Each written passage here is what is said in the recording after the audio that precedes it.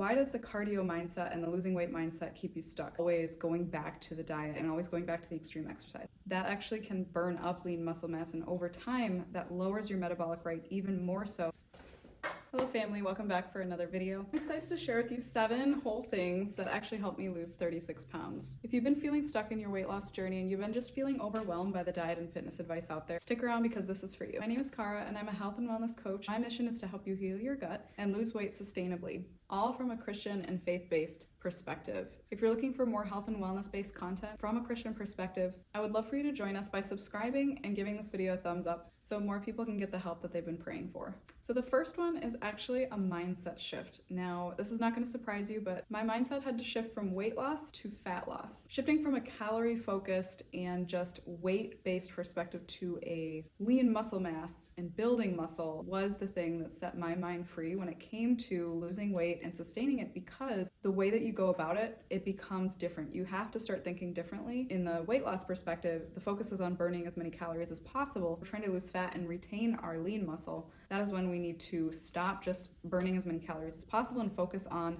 how we can make our bodies calorie burning machines and increase our metabolic rate, or maintain it rather. Your metabolic rate is going to decrease. As you decrease in size, your body will reduce the amount of calories that it burns on a day-to-day basis, just because it doesn't take that many calories to run your body anymore. Why does the cardio mindset and the losing weight mindset keep you stuck and always going back to the diet and always going back to the extreme exercise? It's because when you're doing those types of exercises, that actually can burn up lean muscle mass, and over time that lowers your metabolic rate even more so than maybe it would be if you were to go about it with the retaining the lean muscle mass way. My mindset shift didn't come overnight. It came from that quiet time that I spent with the Lord and reflecting on verses like Proverbs 4:23, which says, "Guard your heart, for everything that you do flows from it." Now, some translations actually replace heart with your mind. When we have the mind of Christ, we're more easily able to do the things that we are trying to do, the things that are good and healthy. It's just not realistic and healthy to approach weight loss from a perspective of calories burned anymore. There's just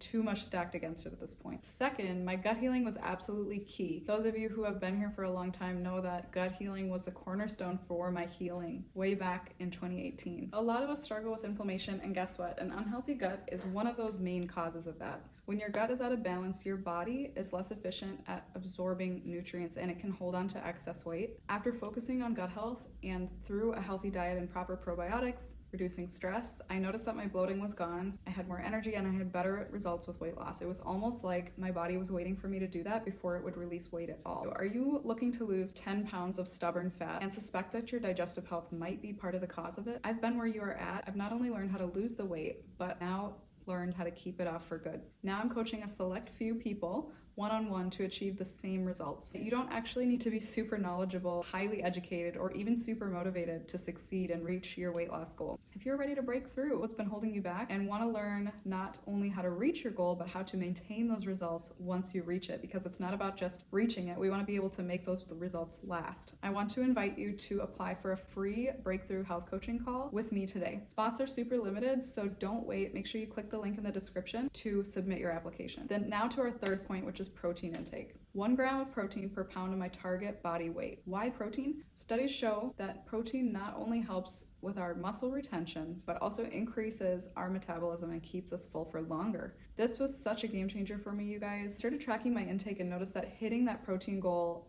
made everything else easier. My workouts, my recovery, and my fat loss. I was so satiated and I wasn't really craving carbohydrates or sweets as much. Everything just seemed to click into place. And studies back this up. A study in the American Journal for Clinical Nutrition revealed that a high protein diet helps support weight loss while preserving lean muscle mass. That's what we want. We want to just lose the fat tissue because muscle comes with so many benefits. Anti-inflammatory effects, helps keep our bones safe, helps us manage our blood sugar, helps make sure that we are protected from injury. Basically, it supports longevity, and we want to maintain our ability to move and be mobile as we age. Fourth one is strength training. Strength training 3 to 4 times per week for about 30 to 60 minutes. Strength training helps build that lean muscle mass we've been talking so much about. Training reshapes your body and makes you look toned compared to a way that cardio alone just can't do. It's not about lifting the heaviest weights possible, but it's about consistency. With strength training, I was able to keep my metabolism running higher, therefore I was able to eat more calories while continuing to lose weight. Who doesn't want to be able to eat more? We don't want to keep losing weight and have to drastically slash the calories down. Strength training helps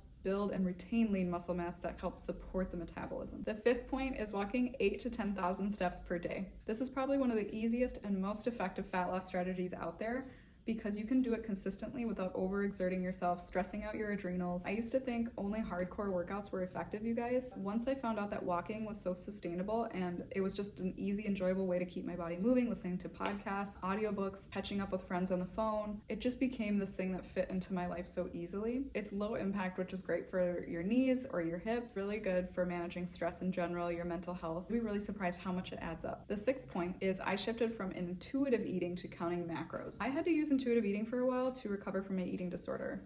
Tracking and being so regimented with food and monitoring food, it just wasn't serving me when it came to recovering from an eating disorder. Eating disorders can really wreak havoc on your entire body, your mind, body, and spirit. And sometimes you just gotta be real with yourself and not try one more strategy that's gonna keep you stuck and put you back. The intuitive eating part didn't really help me lose weight. It just helped me be able to get in touch with my body and what I liked to eat, for example. I started to eat more healthy foods without tracking, and that helped me understand how good I could feel taking care of my body and eating intuitive. Eventually, I realized that I was ready to step into some weight loss because I knew intuitively, it's another part to the intuitive side, I knew that I needed to release some weight to be my healthiest self. And I had reached this point in my relationship with food where I was mentally ready to tackle that. It was really eye-opening to start tracking macronutrients. I did so with a coach, and I recommend that you do the same. It was eye-opening because I thought I was eating enough protein, but I realized that I wasn't really hitting my macronutrient needs to retain the muscle mass, and I felt so sore after my workouts, and I always wondered, like, I must not be eating enough. I was eating enough calories, but I wasn't eating enough protein, and that's why I wasn't seeing the weight loss. So this is what really opened my eyes and gave me like the thing that wasn't clear to me before. Counting macros really helped me dial in a plan that was sustainable and within my goals. So you can eat that healthy food, you just arrange the type of nutrients to fit your body's needs. It's really important to recognize that we can overeat without realizing it, and even the smallest amount of eating over what your body would need to lose weight, it's really easy to do. I also want to make that an encouraging statement, because when you start to track and you realize how much you can actually eat, but you just have to do that amount consistently, it feels really freeing mentally. And then it's really easy to see like, oh, just eating like another handful of nuts, even though those are healthy foods, it could put you in a caloric surplus, for example. It was just really cool and honestly more freeing than I thought it was going to be to learn that. The seventh and last point is built-in flexibility. You guys are going to love this one. I just can feel it. Every 1 to 2 weeks, I would be giving myself a day off of counting macros. I still focused on protein, and I would just pretty much eat similarly to what I would eat on a day where I was counting. I would eat the same foods, I would eyeball like the same amounts and stuff. What would be different about that day was that, you know, maybe I would go out to eat at a restaurant or something, get a nice meal, get a nice drink or something, get a nice dessert. It really helped me to have that day and not stress about the numbers. It gave me the mental break that I needed to keep going long term. It's not about being 100% perfect, it's about consistency and allowing yourself to enjoy life here and there, right? This flexibility really helped me stick with my plan, and it was because I wasn't overwhelmed with perfectionism. So before we close out, I just want to pray for you. Heavenly Father, thank you so much for everyone watching this video. They all have their concerns and struggles with weight loss, and I pray that you bring them their solution today. Father, I ask that you break off any struggles with patterns of inconsistency and anything that is keeping them stuck. Lord, bless them, and I ask this in Jesus' name. Amen. Thank you for watching this video. I invite you to subscribe and join our family, and also give this video a thumbs up, share it with somebody that you know needs to see this, and I will see you in a future video. Bye.